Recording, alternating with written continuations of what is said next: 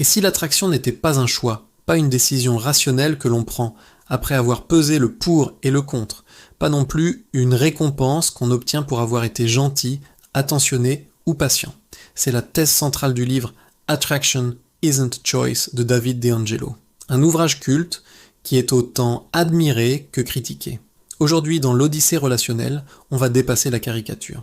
Notre but n'est pas d'apprendre des techniques de séduction, mais plutôt de comprendre ce que ce livre révèle, et aussi ce qu'il cache sur la complexité du désir humain.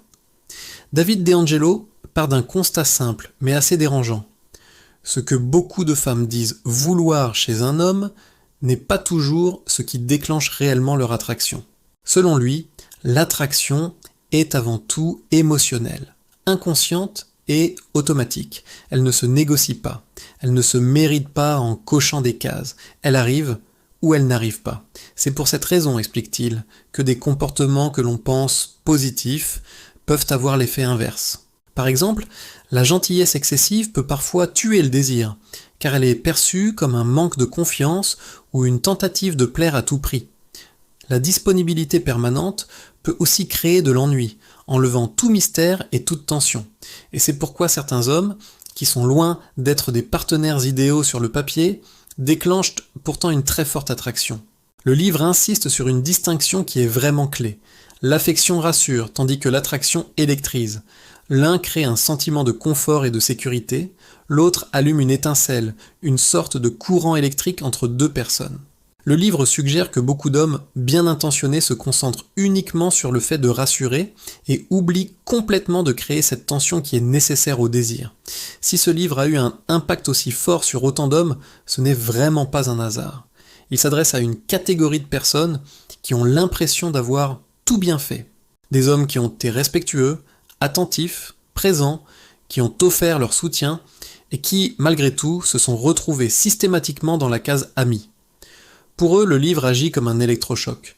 Le message est brutal mais puissant, ce n'est peut-être pas que tu es insuffisant, c'est peut-être simplement que tu ne déclenches aucune tension émotionnelle. Ça remet en question une idée qui est profondément ancrée dans notre culture. L'idée que le désir suit toujours la morale, que si on est une bonne personne, on sera forcément désiré en retour. Et ça, c'est une vérité qui est inconfortable, difficile à entendre, mais qui est aussi, dans une certaine mesure, réelle. L'attraction ne fonctionne pas comme un système de points où l'on gagne le droit d'être aimé. Le livre a permis à beaucoup d'hommes de comprendre que le problème n'était pas leur valeur en tant que personne, mais peut-être leur approche de l'interaction, qui était trop prévisible, trop lisse, trop dépourvue de défis et de jeux. Mais attention, c'est là qu'il faut être très prudent.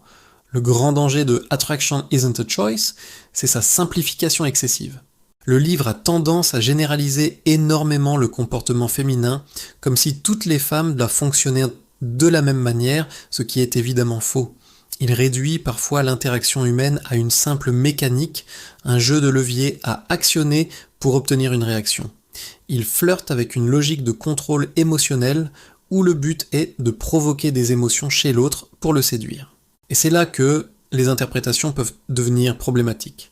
Là où le livre parle de mystère, certains y voient une justification pour pratiquer la rétention affective, pour se montrer distant et indisponible de manière calculée. Là où il parle de leadership, de prendre les choses en main, certains appliquent une forme de domination, en ignorant les désirs et les limites de l'autre. Et surtout, le livre explique en détail comment déclencher le désir, mais il ne dit presque jamais comment construire une relation saine et équilibrée ensuite. Il se concentre sur l'allumage, mais pas sur l'entretien du feu. Alors, avec le recul, comment peut-on lire ce livre aujourd'hui de manière plus nuancée ?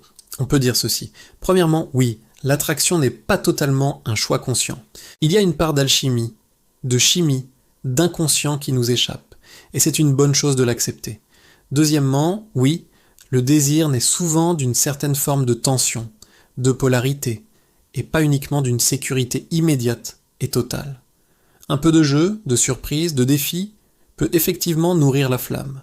Et c'est un mais capital. Non, une relation durable et épanouissante ne peut absolument pas se fonder uniquement là-dessus. Et l'attraction, c'est l'étincelle qui démarre le feu. Ce n'est pas la maison qu'on va construire ensemble. Aujourd'hui, on sait, grâce à des décennies de recherche en psychologie relationnelle, que des éléments comme l'attachement sécurisant, la vulnérabilité partagée, la communication consciente et la confiance sont tout aussi essentiels, voire plus que le désir brut des débuts. Le livre est donc utile, mais à une seule condition, ne pas s'y arrêter. Il faut le voir comme une pièce d'un puzzle beaucoup plus grand et complexe.